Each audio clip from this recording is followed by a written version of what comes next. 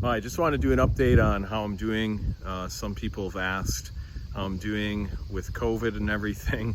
Because last week I did a video mentioning how I got COVID after doing my portrait painting workshop in North Carolina. I just want to let you know I'm doing well. Thank you so much for your prayers. I'm feeling tons better. I would say I'm basically recovered from COVID, although I had been sneezing and coughing quite a bit for several days. Last few days I haven't really been sneezing and coughing at all. The energy levels are right up to where they used to be.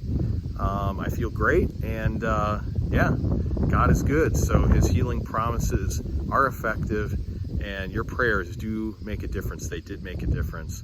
So thank you so much for praying, and I'm looking forward to painting and doing more art instruction videos for you. All right, so God bless. Just want to keep you in the loop here. Thanks again for your prayers. Take care.